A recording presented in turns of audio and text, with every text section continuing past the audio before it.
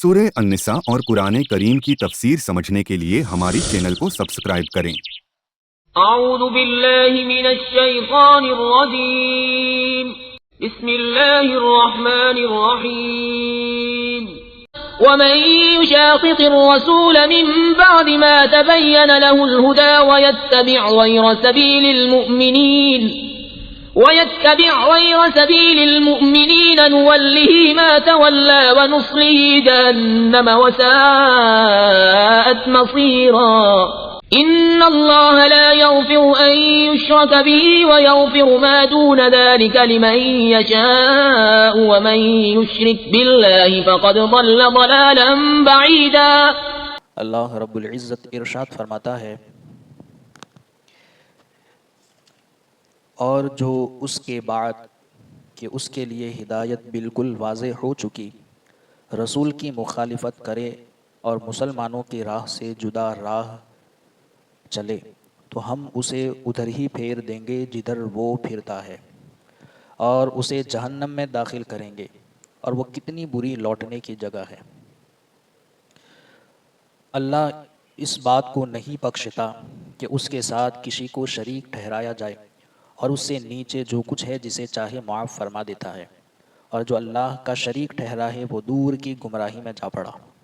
یہ ان آیت کا ترجمہ ہے۔ آیت نمبر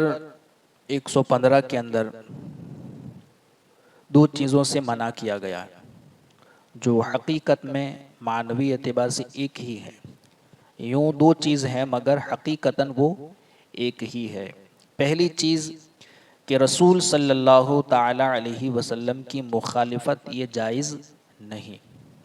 اور دوسری بات کہ مسلمانوں کے راستے سے ہٹ کر چلنا یہ بھی جائز نہیں، کیونکہ مسلمانوں کا راستہ اطاعت رسول کا راستہ ہے۔ اور پہلی بات جو کہی گئی کہ رسول کی مخالفت جائز نہیں، دوسری بات کہی گئی کہ مسلمانوں کے خلاف چلنا یہ بھی جائز نہیں۔ تو مسلمانوں کا راستہ اطاعت رسول کا راستہ ہے، تو حقیقت میں ایک ہی چیز کو دوبارہ منع کیا گیا، کیونکہ مسلمانوں کا راستہ اطاعت رسول کا راستہ ہے، تو اس سے ہٹنا اطاعت رسول سے ہٹنا ہوا، تو رسول کی مخالفت یہ جائز نہیں۔ حقیقت میں طعمہ کہ جس نے چوری کی تھی، اب اس کی بات واضح ہو گئی۔ اللہ کے رسول صلی اللہ تعالی علیہ وسلم نے قرآنی آیت کے ذریعے اس کے اس گناہ کو ظاہر کیا، تو اسے اب خوف ہوا۔ یعنی بیان کیا جاتا ہے کہ جب قرآن مجید نے طعمہ بن عبیرق کی تکذیب کر دی، یعنی اس نے جو چوری کی تھی اور اس نے یہودی کے یہاں وہ زرہ چھپائی تھی، تو وہ جب کچھ ظاہر ہو گیا، اس کی تکذیب قرآن نے ظاہر کر دی، تو اس کے ظلم کا بیان کیا گیا، تو اسے اپنی جان کا خطرہ،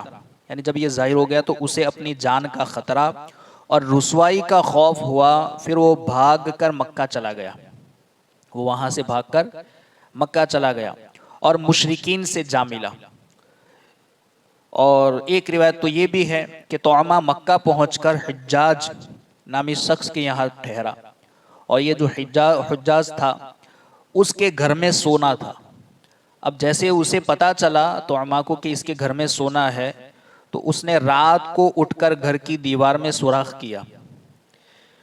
اور گھر والوں کو معلوم ہو گیا، تو انہوں نے اس کو موقع پر ہی پکڑ لیا۔ یہاں بھی وہ چوری کرنے لگا، تو جب اس کو پکڑ لیا تو انہوں نے اس کو سنگسار کرنے کا ارادہ کیا، لیکن جو حجاج تھا اس کو حیا آ گئی، کیونکہ وہ میرے گھر مہمان ہے، تو مہمان ہونے کی وجہ سے طعمہ پر اسے حیا آئی، کیونکہ وہ اس کا مہمان تھا۔ پھر گھر والوں نے اس کو چھوڑ دیا، وہ وہاں سے نکل کر بنو سلیم کے علاقے میں چلا گیا، اور وہاں ان کے بت کی پرستش کرنا شروع کر دی۔ اس وقت یہ آیت کریمہ نازل ہوئی، ان اللہ لا یغفر ان یشرک بہ ویغفر ما دون ذلک لمن یشاء، کہ اللہ اس بات کو نہیں بخشتا کہ اس کے ساتھ کسی کو شریک ٹھہرایا جائے، اور اس سے نیچے جو کچھ ہے شرک کے علاوہ، جو چاہے گناہ کبیرہ ہی ہو،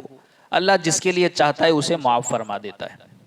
مگر یہ بھی ہر ایک کے گناہ معاف نہیں فرماتا۔ یہاں بھی یہ شرط رکھی، اللہ جسے چاہے بخش دے، جس کے لیے چاہے اسے معاف فرما دے۔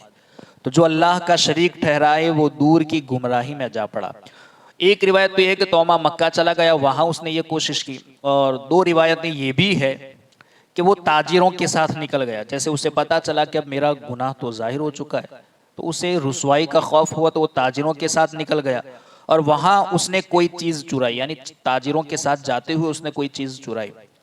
انہوں نے اس کو سنگسار کیا حتیٰ کہ قتل کر دیا۔ ایک روایت یہ بھی ہے کہ وہ ایک کشتی میں سوار ہوا، وہاں اس نے کچھ مال چرایا اور پکڑا گیا، پھر اس کو سمندر میں پھینک دیا گیا۔ بہرحال جتنی بھی روایت ہیں، مگر ان آیات کا وہ مصداق کون ہے؟ طعمہ ہے، کیونکہ اس نے چوری کی تھی جس کا علم اللہ کے سوا کسی کو نہیں تھا، اور جب نبی کریم صلی اللہ تعالی علیہ وسلم نے قرآن مجید کے ذریعے اس کی چوری کی خبر دے دی تو اس کو شرح صدر ہو گیا، یعنی کہ اب یہ بات تو کوئی جانتا نہیں تھا جو اس نے چرائی تھی، تو اللہ کے رسول صلی اللہ تعالی علیہ وسلم نے جب قرآن کے حوالے سے اسے بتا دیا کہ اس نے اس کی چوری کو ظاہر کر دیا، تو اسے علم ہو گیا کہ یہ اللہ کے سچے نبی ہیں، اور مسلمان جس دین پر ہے وہ سچا دین ہے، مگر اس کے باوجود اس نے نبی کی مخالفت کی اور مسلمانوں کے راستے کی مخالفت کی۔ اسی کو کہا گیا کہ جو اس کے بعد کہ اس کے لیے ہدایت بالکل واضح ہو چکی، کہ وہ جان گیا کہ اللہ کے سچے نبی ہیں، جب یہ بات جان گیا بالکل واضح ہو چکی، تو رسول کی مخالفت کرے اور مسلمانوں کی راہ سے جدا راہ چلے تو ہم اسے ادھر ہی پھیر دیں گے جدھر وہ پھرتا ہے، یعنی وہ جس طرف بت پرستی کی طرف گیا تھا تو اب ہم اسے ادھر ہی پھیرے رکھیں گے جدھر وہ گیا ہے، اور اسے جہنم میں داخل کریں گے، وہ کتنی بری لوٹنے کی جگہ ہے۔ یہ آیت حجت اور اجماع کے لیے بھی دلیل ہے کہ مسلمانوں کے خلاف یہ جانا یہ جائز نہیں ہے، اسی آیت سے پتہ چلا۔ یہ آیت اس بات کی بھی دلیل ہے کہ مسلمانوں کا اجماع اور اتفاق حجت اور دلیل ہے، یعنی جس بات پر مسلمان متفق ہو جائے، جمع ہو جائے، اس کی مخالفت جائز نہیں ہے، تو اجماع کی دلیل یہی آیت ہے۔ تو جس بات پر مسلمانوں کا اجماع اور اتفاق ہو جائے اس کی مخالفت جائز نہیں، جیسا کہ کتاب و سنت کی مخالفت جائز نہیں، یعنی جیسے قرآن کی مخالفت جائز نہیں، حدیث کی مخالفت جائز نہیں، اسی طریقے سے اجماع کے جس بات پر فقہائے مومنین مسلمانوں میں جو علماء ہے وہ جس بات پر متفق ہو جائے اس کی مخالفت بھی جائز نہیں ہے۔ نیز اس سے یہ بھی ثابت ہوا کہ مسلمانوں کا راستہ ہی صراط مستقیم ہے، تو مسلمانوں کے راستے کے خلاف جانا صراط مستقیم کے خلاف جانا ہے۔ حدیث شریف میں ہے کہ جماعت پر اللہ عز و جل کا ہاتھ ہے، یعنی جو جماعت ہے اس پر اللہ کا ہاتھ۔ ایک اور حدیث میں ہے کہ سواد اعظم یعنی بڑی جماعت کی پیروی کرو، جو اس گروہ سے جدا ہوا وہ جہنم میں گرا، جو جماعت سے کٹا۔ جماعت سے مراد ہے جماعت اہل سنت و اہل السنت والجماعہ، تو اس کی مخالفت کسی کے لیے جائز نہیں ہے۔ اس سے واضح ہے کہ حق مذہب اہل سنت و جماعت ہے، کیونکہ یہی مسلمانوں کی اکثریت کا ہے اور یہی بڑی جماعت ہے۔ بڑی جماعت کون سی ہے؟ اہل سنت و جماعت، تو اس کی مخالفت کسی کے لیے بھی جائز نہیں ہے۔ اب یہ جو آیت کریمہ ہے کہ ان اللہ لا یغفر ان یشرک بہ ویغفر ما دون ذلک لمن یشاء، کہ اللہ اس بات کو نہیں بخشتا کہ اس کے ساتھ کسی کو شریک ٹھہرایا جائے، اور اس سے نیچے جو کچھ ہے اللہ جس کے لیے چاہتا ہے اسے معاف فرما دیتا ہے، اور جو اللہ کا شریک ٹھہرائے وہ دور کی گمراہی میں جا پڑا۔ جیسا کہ اس کے شان نزول کے حوالے سے ایک روایت ہے، حضرت عبداللہ ابن عباس رضی اللہ تعالیٰ عنہ سے مروی ہے، ان کا ایک قول ہے کہ یہ آیت ایک بوڑھے اعرابی کے حق میں نازل ہوئی کہ جس نے سید المرسلین صلی اللہ علیہ وسلم کی خدمت میں حاضر ہو کر عرض کیا کہ یا نبی اللہ، میں بوڑھا ہوں، گناہوں میں غرق ہوں، اس کے سوا جب سے میں نے اللہ عز و جل کو پہچانا، اس پر ایمان لایا ہوں، اس وقت سے کبھی میں نے اس کے ساتھ شرک نہیں کیا۔ یعنی اس نے آ کر کہا یا نبی اللہ، میں ایک بوڑھا شخص ہوں، میں گناہوں میں غرق ہوں، لیکن جب سے میں نے اللہ کو پہچانا اور میں اس پر ایمان لایا ہوں، تب سے میں نے کبھی کسی چیز کو اللہ کی ذات کے ساتھ شریک نہیں کیا، اس وقت سے میں نے شرک نہیں کیا، اس کے سوا کسی اور کو کارساز حقیقی نہیں بنایا، یعنی اللہ کے علاوہ میں نے کسی کو کارساز حقیقی نہیں سمجھا، اور جرأت و دلیری کے ساتھ گناہوں میں مبتلا نہ ہوا، اور ایک پل بھی میں نے یہ گمان نہ کیا کہ میں اللہ عز و جل کے ساتھ بھاگ سکتا ہوں، یعنی اللہ سے میں بھاگ سکتا ہوں، ایک پل کے لیے بھی میں نے یہ گمان نہیں کیا، نہ ہی دلیری سے کوئی گناہ کیا، نہ ہی گناہ کرنے کی میرے اندر جرأت ہوئی، لیکن میں گناہوں میں غرق ہوں، میں نے شرک نہیں کیا، میں شرمندہ ہوں اور تائب ہوں یعنی توبہ کرتا ہوں، مغفرت چاہتا ہوں اللہ عز و جل کے یہاں کہ میرا کیا حال ہوگا. سرکار کی بارگاہ میں آ کر اس نے یہ ساری باتیں کی کہ میں گناہوں میں غرق ہوں, بوڑھا ہوں, لیکن جب سے میں ایمان لایا ہوں میں نے اللہ کی ذات کے ساتھ کسی کو شریک نہیں ٹھہرایا, نہ ہی میں نے دلیری سے گناہ کیا, لیکن میں شرمندہ ہوں اپنے گناہوں پر اور توبہ کرتا ہوں کہ اللہ کے یہاں میرا کیا حال ہوگا. تو اس وقت یہ آیت کریمہ نازل ہوئی کہ اللہ شرک کے جو اس کے ساتھ کسی کو شریک ٹھہرائے وہ اسے نہیں بخشتا, اس کے علاوہ اس سے نیچے جو کچھ ہے اللہ جس کے لیے چاہتا ہے معاف فرما دیتا ہے. یعنی شرک کے علاوہ نیچے جتنے گناہ اللہ جس کے لیے چاہے معاف فرما دیتا ہے. اب اس آیت سے 3 مسئلے معلوم ہوئے. پہلا مسئلہ کہ یہ آیت اس بات کی قطعی دلیل ہے کہ شرک نہیں بخشا جائے گا, شرک کی بخشش نہیں ہوگی. شرک یعنی اللہ کی ذات و صفات میں کسی کو شریک ٹھہرانا. جیسے اللہ کے لیے ہم کوئی چیز مانتے ہیں ویسا ہی کسی اور کے لیے ماننا یہ شرک ہے. تو اس سے پتا چلا کہ شرک نہیں بخشا جائے گا, جبکہ مشرک اپنے شرک پر مرے اور یہی حکم کفر کا ہے, یعنی کفر بھی نہیں بخشا جائے گا. شرک جو ہے وہ کفر سے بڑا ہے اور کفر بھی نہیں بخشا جائے گا اسی طریقے سے, جب تک کہ جس نے شرک کیا ہے وہ شرک ہی پر مرے گا تو پھر اس کی بخشش نہیں ہوگی. اسی طرح جو کفر میں اور کفر ہی کی حالت میں مرے گا تو اس کی بخشش نہیں ہوگی. بلکہ علماء نے یہاں شرک سے مراد کفر لیا ہے. ہاں کافر اور مشرک کی زندگی میں توبہ کرے, یعنی کافر اور مشرک اپنی زندگی ہی میں توبہ کرے تو اس کی توبہ یقیناً مقبول ہے. مرنے سے پہلے اگر وہ توبہ کر لے تو توبہ اللہ قبول فرما لیتا ہے, مگر شرک اور حالت کفر میں اگر مرے گا تو پھر اس کی بخشش نہیں ہے. بخشش کے لیے جنت میں جانے کے لیے ایمان شرط ہے. اگر ایمان پر اس کی موت ہے تو توبہ کی ہے اس نے تو اللہ بخش دے گا, اور اگر کفر اور شرک ہی پر مرا تو بخشش نہیں ہوگی. دوسرا مسئلہ کہ آیت سے یہ بھی معلوم ہوا کہ گناہ کبیرہ یعنی بڑے گناہ جیسے حقوق اللہ, حقوق العباد, تمام گناہ قابل مغفرت ہیں.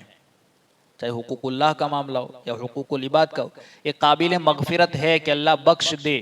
امید ہے کہ اللہ جس کے لیے چاہے بخش دے, یقین نہیں مگر امید ہے کہ اللہ جس کے لیے چاہے بخش دے, مغفرت ہے. اگرچہ حقوق العباد کی مغفرت کا طریقہ یہ ہوگا, یعنی بندوں کے حقوق کی بخشش کا طریقہ یہ ہوگا کہ اللہ عز و جل حق العبد صاحب حق سے معاف کرا دے گا. یعنی حقوق العباد بندے کا اگر کسی بندے پر حق ہے تو جب تک بندہ معاف نہیں کرتا تب تک اللہ بھی معاف نہیں کرتا, تو اس کو معاف کرانے کا اللہ رب العزت حق العبد یعنی بندے سے معاف کرا دے گا, پھر اس کی بخشش ہو جائے گی کہ صاحب حق سے معاف کرا دے گا, پھر اللہ چاہے تو بخش دے. یہ بھی معلوم ہوا. اور حقوق اللہ کا معاملہ تو اللہ سے اللہ جس کے لیے چاہے بخش دے, مگر حقوق العباد بندوں کا اگر معاملہ ہے تو جب تک بندہ نہیں معاف کرتا اس وقت تک اللہ بھی معاف نہیں کرتا. تو گناہ کبیرہ اللہ جس کے لیے چاہے بخش دے, اور اگر توبہ کرے تو اللہ گناہ کبیرہ توبہ کی وجہ سے بھی بخش دیتا ہے, مگر امید ہے, ایسا نہیں ہے کہ یقین جس کے لیے چاہے اللہ بخش دے. شرک نہیں بخشا جائے گا, کفر نہیں بخشا جائے گا. تیسرا مسئلہ کہ یہ بھی معلوم ہوا کہ کفر و شرک کے علاوہ گناہوں کی بخشش یقینی نہیں ہے. ایسا بھی نہیں کہ یقینی طور پر اس کے علاوہ تمام گناہ اللہ بخش دے گا, یقینی نہیں بلکہ امید ہے کہ جس کے لیے چاہے اللہ بخش دے گا, ہر ایک کے لیے بھی نہیں ہوگا. کیونکہ اللہ عز و جل نے فرمایا کہ جسے چاہے بخشے, اور اللہ جسے نہ چاہے اسے نہ بھی بخشے. شرک کے علاوہ بھی گناہ ایسے ہوں کہ اللہ ہو سکتا ہے اللہ اگر عدل کرنے پر آئے تو کسی نے پوری زندگی اللہ کی عبادت اور بندگی کی ہو, پوری زندگی روزے رکھے ہوں, خیرات کیا ہو, مگر کوئی ایک چھوٹی سی غلطی ہوئی ہو, اللہ اس کی اس غلطی کی وجہ سے اس کی پکڑ فرما لے. اور ہو سکتا ہے کہ کوئی پوری زندگی گناہ اور نافرمانی میں گزار دے, مگر کوئی ایک نیکی اللہ کو پسند آ جائے تو اللہ فضل فرما دے اور اس کی ایک نیکی کی وجہ سے بخشش فرما دے. تو اس کا فضل ہے, اگر ایک نیکی کی وجہ سے بخش دے تو اللہ کا فضل ہے, اور اگر ایک غلطی کی وجہ سے وہ پکڑ لے تو وہ اس کا عدل ہے. اللہ جسے چاہے بخش دے اور جس کے چاہے لیے پکڑ فرما لے. اب اللہ عز و جل کسے چاہے گا یہ کسی کو معلوم نہیں ہے, لہٰذا یہ آیت گناہ پر دلیر نہیں کرتی بلکہ گناہ سے روکتی ہے. یعنی یہ آیت ہمیں گناہ کرنے کے لیے دلیر نہیں بناتی کہ اللہ شرک کے علاوہ جتنے گناہ وہ بخش دے گا, ایسا نہیں کہا اللہ نے, بلکہ جسے چاہے گا بخشے گا. تو یہ آیت گناہ پر دلیر نہیں بناتی بلکہ گناہ سے روکتی ہے. ہو سکتا ہے اللہ اگر ہم گناہ کرے تو اللہ ہمیں نہ بخشے, امید ہے کہ بخش دے, مگر کسے بخشے گا کسے معاف فرمائے گا یہ کوئی جانتا نہیں ہے. اللہ رب العزت کی بارگاہ میں دعا ہے کہیں سنی باتوں پر ہم سب کو عمل کی توفیق عطا فرمائے. اللہم ربنا نور قلوبنا بالقرآن وزین اخلاقنا بالقرآن ونجنا من النار بالقرآن وادخلنا فی الجنة بالقرآن. اللہم رزقنا تلاوة القرآن. اللہم اہدنا ہدایت القرآن. اللہم ربنا آتنا شفاعت القرآن. وصلی اللہ تعالی علی خیر خلقہ ونور عرشہ محمد وعلی آلہ واصحابہ اجمعین برحمتک یا ارحم الراحمین.